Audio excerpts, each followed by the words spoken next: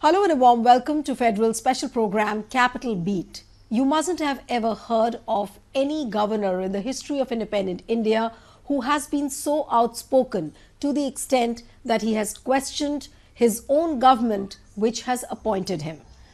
There is a curious case of ex-governor Satya Pal Malik, who was posted as governor Meghalaya.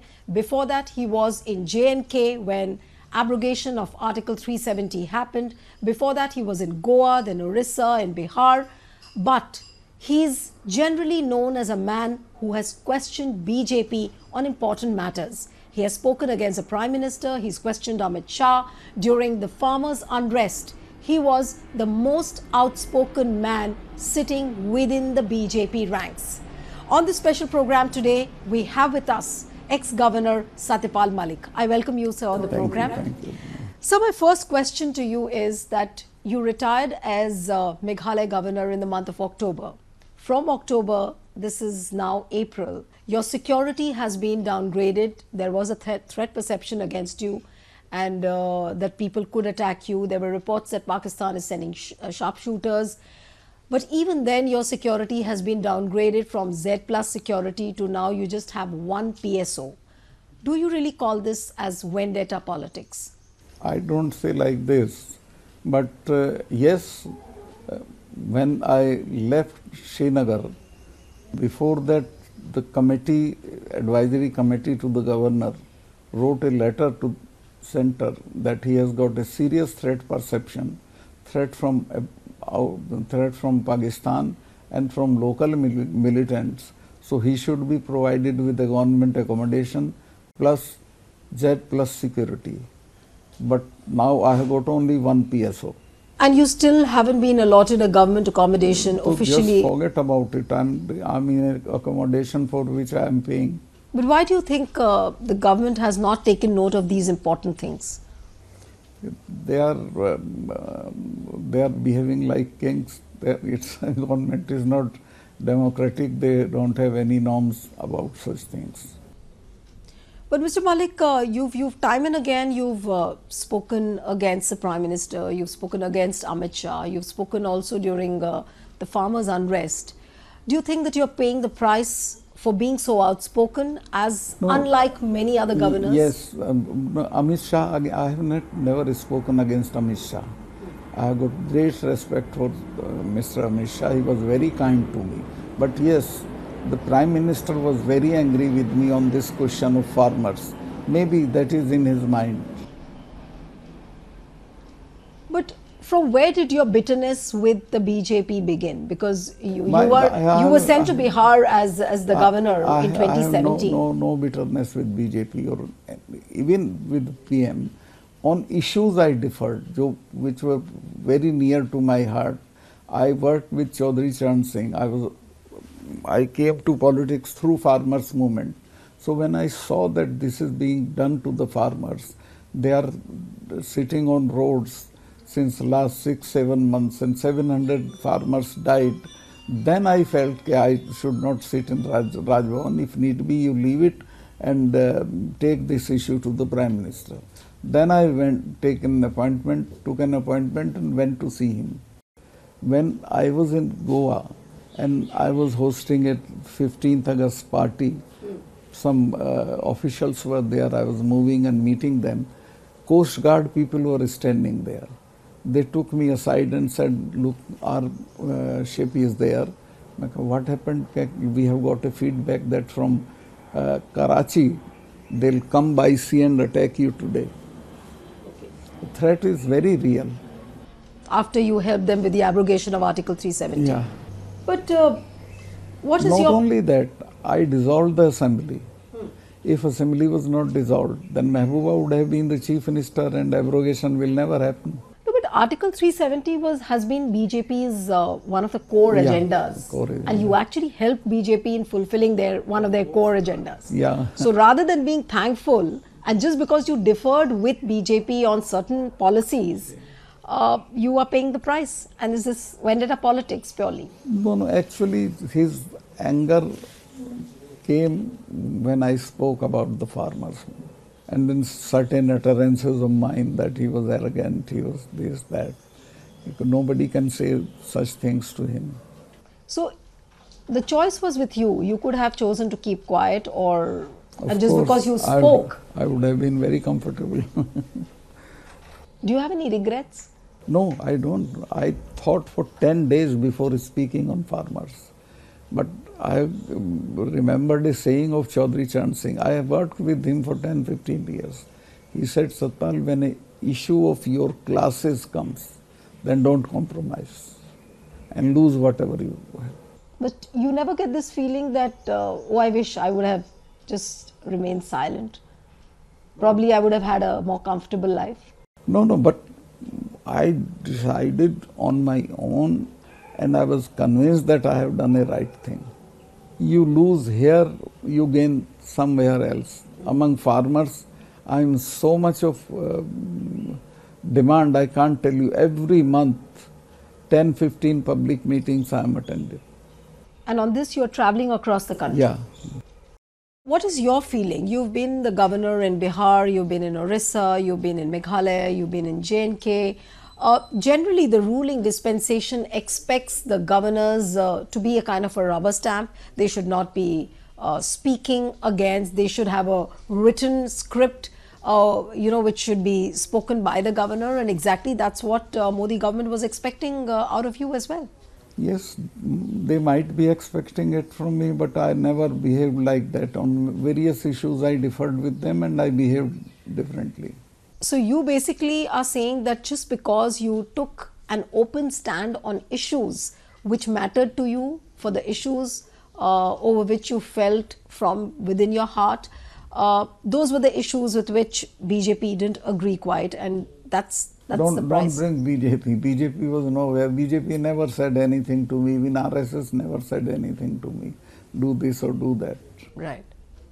But when you were in Goa, you did question the BJP government there, that they are a corrupt government. Yes. In Goa, I reported to the Prime Minister that a lot of corruption is happening here. Then third day he said, no, I have inquired, there is nothing like this. When I asked him from whom you have acquired, he said the organization secretary, the fellow who happens to be RSS man. When he himself is involved, he sits in Chief Minister's house and does all hanky-panky things. Right. But Mr. Malika, I would really want to know from you what happened in 2019 on 5th of August when abrogation of Article 370 happened. Did Amit Shah or did the Home Ministry bring you in the loop, or you were brought in at the last moment, just before they sent a letter? Were they consulting you from before?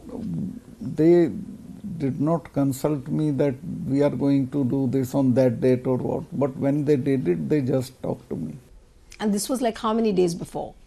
A day before. Just a day before. So obviously you didn't take this lightly, that they informed you just a day before taking such an important decision. I knew it, that this is the agenda, and they also were sure that I'll agree with them. Right. But immediately after that, then you were shifted to some other state? After a month. After a month. I was not sent from governorship because the state was downgraded to the union territory. Union territory. And LG is 12 states down to the governor. Right. So I couldn't have been there. That's why I have been shifted. I don't have any grudge about my transfers, although I have been transferred for 4 times. But you started speaking more openly against the policies of the government after you were shifted out of Jammu and Kashmir. No, that's not the case. The case was farmers' movement was the real thing. Okay, right.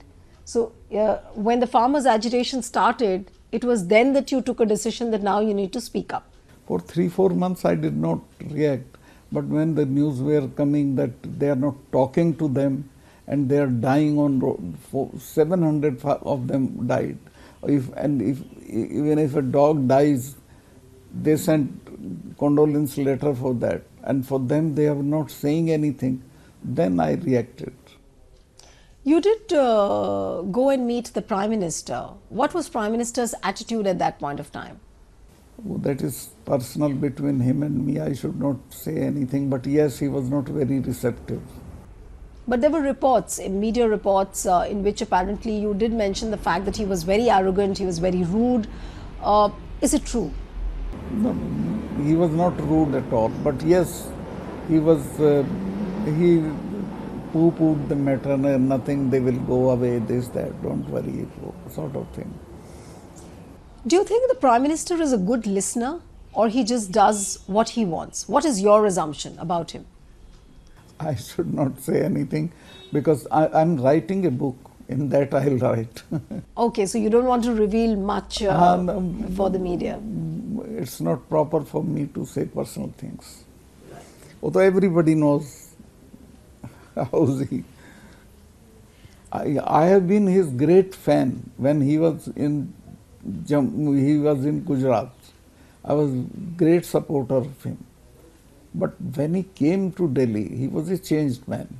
Changed in what sense? Every sense. From Gujarat, when he was Chief Minister of Gujarat, he wrote a letter to Manmohan Singh ji for this MSP. Right. And here MSP is not an agenda for him. Right. So you mean to say the issues, the priorities, all have changed after everything, he came to Delhi? Even his behavior, his demeanor, everything changed. Right. And you were saying that what you mean is that when he was in Gujarat, he was more receptive? More receptive, more friendly to the people. Here too, he is not, I don't know anybody's friend here for him, barring Mr. Amit Shah. So, Mr. Malik, I was wanting to know from you that, the way Rahul was disqualified and the entire bit on how the opposition is being silenced by unleashing these enforcement agencies against the opposition leaders. What would you really say to this as far as the demeanor of the government is concerned? Basically, most objectionable thing was not allow him to speak in parliament. When 4 ministers spoke against him, and he took and he wrote a letter to the speaker that it is his right to explain, his right to talk about all these things, and he was not given a chance. It has never happened in the history of parliament. Right. So you do feel that Rahul Gandhi should have got a chance to speak? Of course, he should have got a chance. Secondly, he shouldn't have been removed so fast. He was not a danger to the state. And that was not the final verdict. Right. Do you think that Modi ji has a wrong set of advisors or a wrong set of bureaucrats who are not advising him properly? Why I'm asking you this is that when BBC documentary was shown, there would have been certain people who would have advised him to, just go and ban it. That was the decision. That was wrong. Now, no, I'm just asking you. Now more people have seen it. Yes. The problem is that he has no advisors. He did not take any advice from anybody. Right. He runs the government with some of his trusted bureaucrats, and they are destroying everything. 7 or 8 ministries are not being run by their ministers, by PM's officials. They are running their ministries. But where will this all lead to? I mean, how long can he continue like this? Or it will depend on the people of India.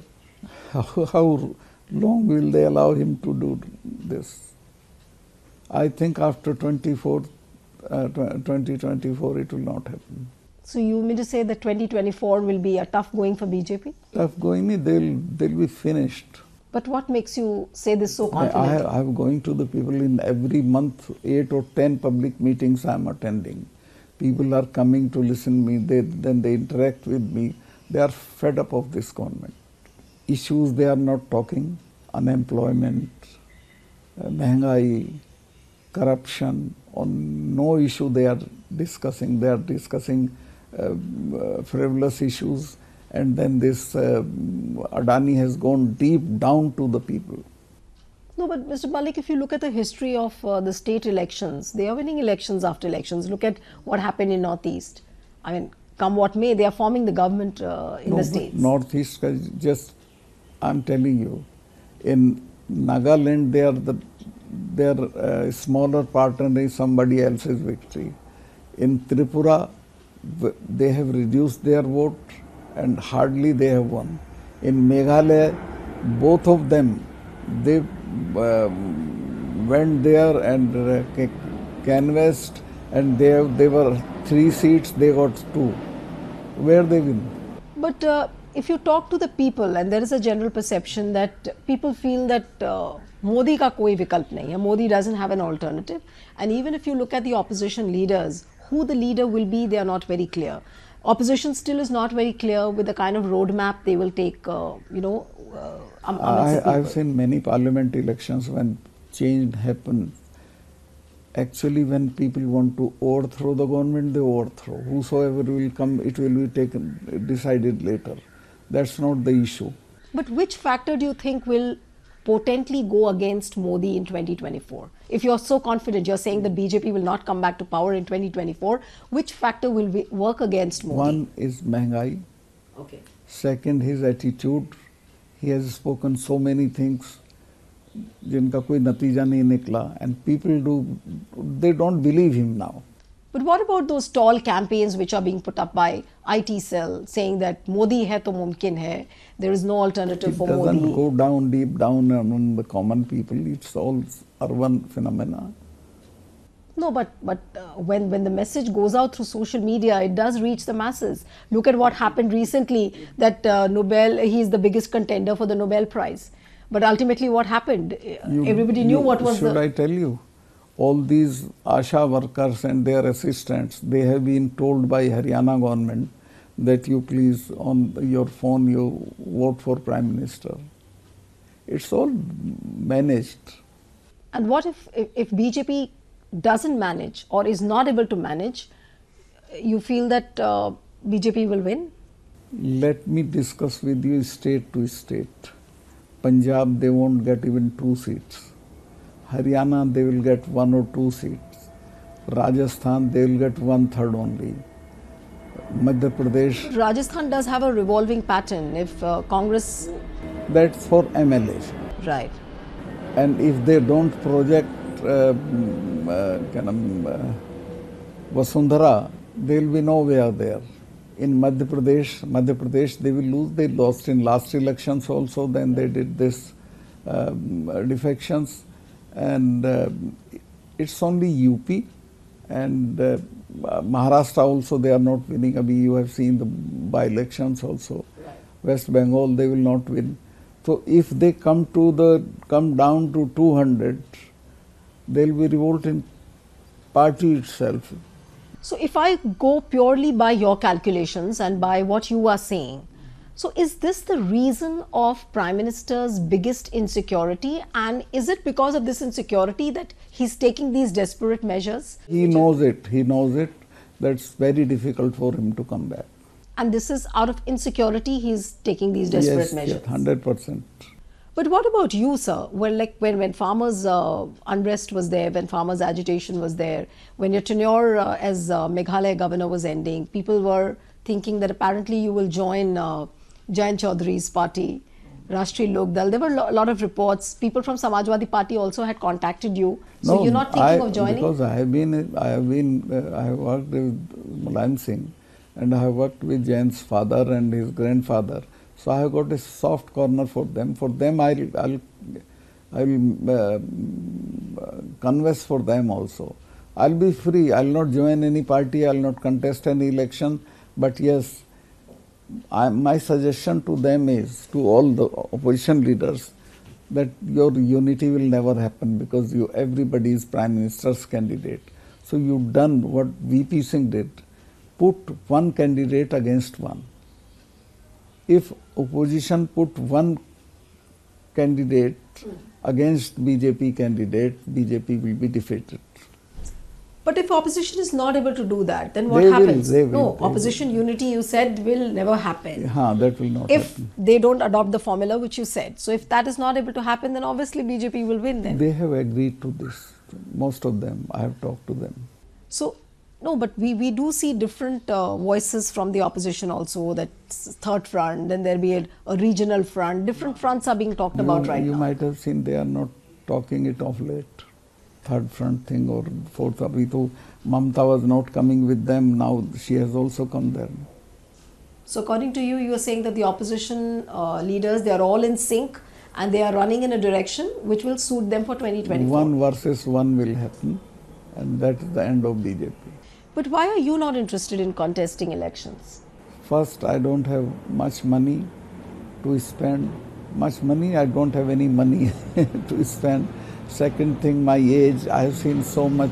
I am in politics since in 1974 I became MLA. And I have been MLA 3 times, MP, governor, everything, so I have no desire to. So in what role do you really see yourself? Do you see yourself as a champion of farmers, raising their issues across the country? And whether it's any government, whether it's BJP or any other government, but you will be... I'll be speaking about farmers, I'll be going to their movements, I'll going to their struggles.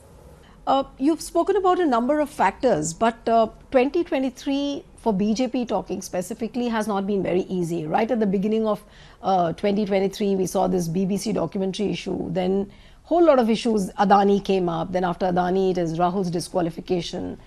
And yesterday when Prime Minister Narendra Modi was inaugurating the Vande Bharat Express in Bhopal, he said that there are certain people who have given a supari or a contract for maligning my image, and these forces are sitting within the country and outside.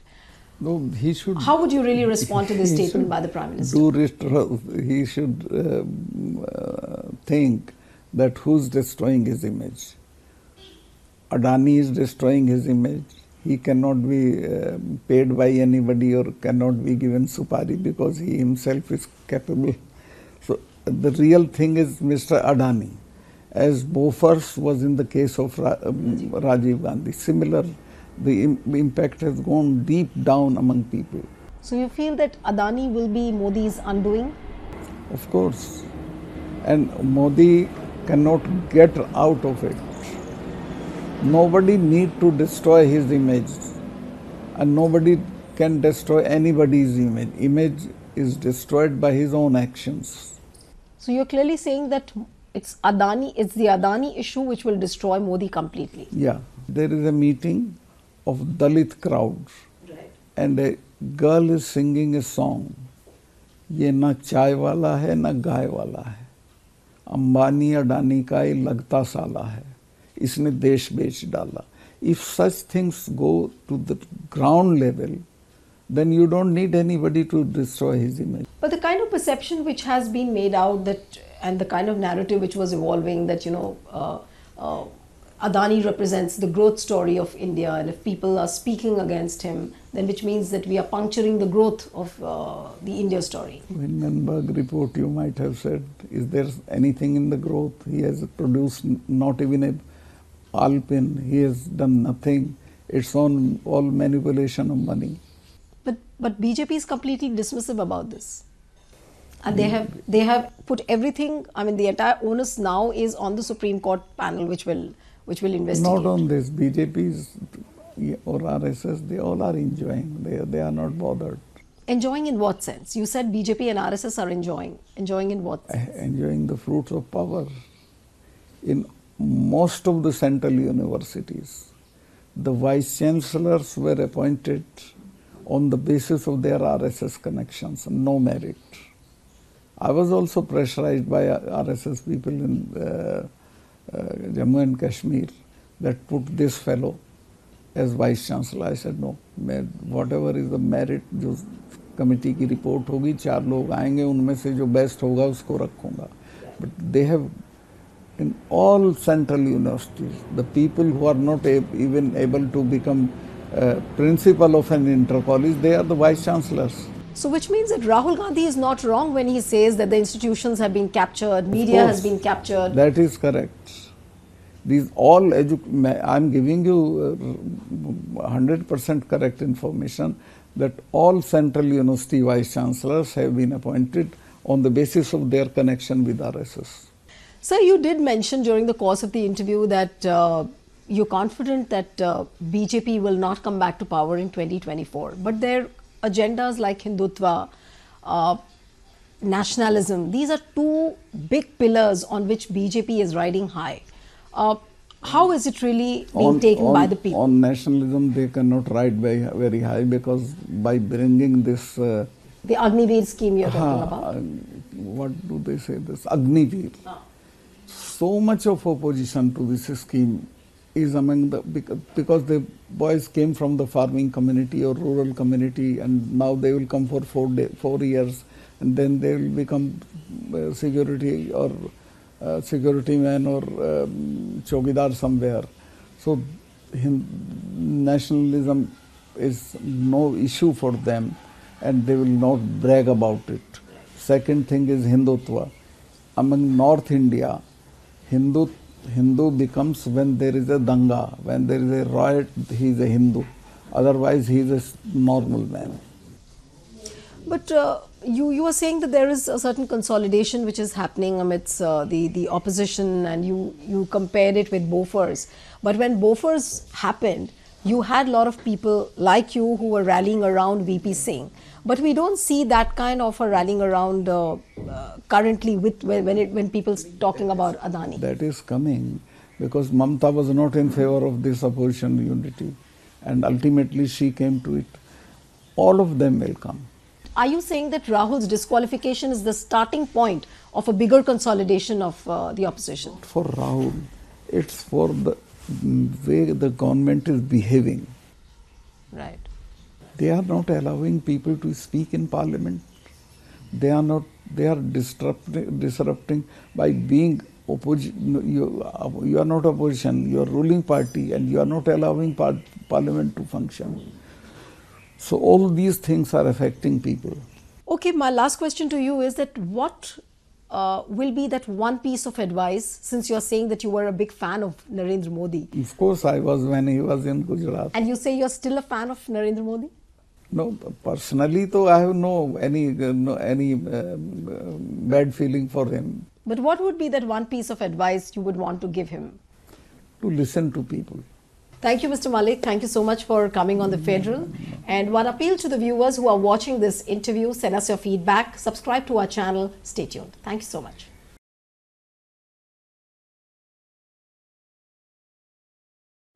Subscribe to The Federal's YouTube page for more interesting updates.